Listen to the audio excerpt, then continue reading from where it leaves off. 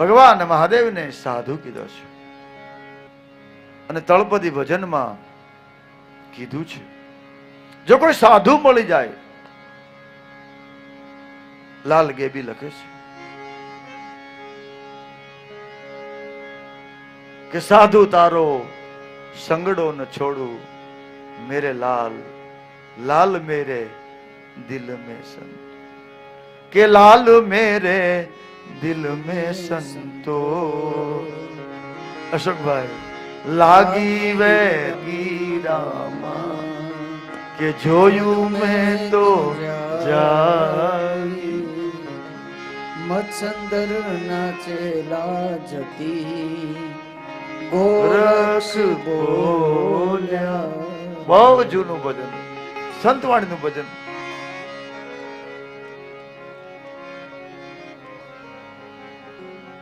કે સાધુ તારો સાધુ એ સંગડો ન છોડું મેરે લાલ, એ લાલ મેરા દિલમાં સંતો, લાગી વૈરાગી રામા એ જોયું મેં તો જાગી.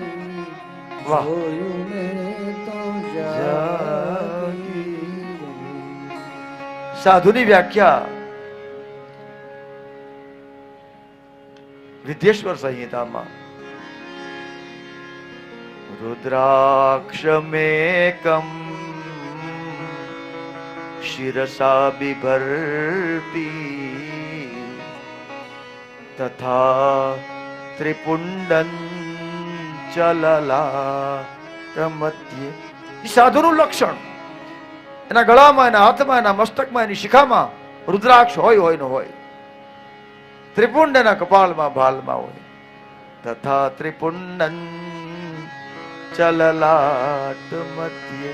એકલો સાધુ બેઠો હોય તો પંચાક્ષરમ યેહિ જપંતિ મત્રમ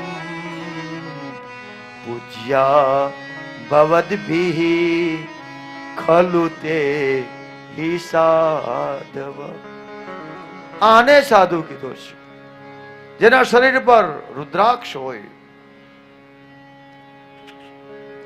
જેના ભાલમાં ત્રિપુંડ હોય, જેના મુખમાંથી પંચાક્ષરમ યહિ જપંતિ મત્રમ, ઓમ નમઃ શિવાય, ઓમ નમઃ શિવાય નું જે નિત્ય પાઠ કરે છે, આવા સજ્જનોને, સન્નારીને સાધુ કીધું છે.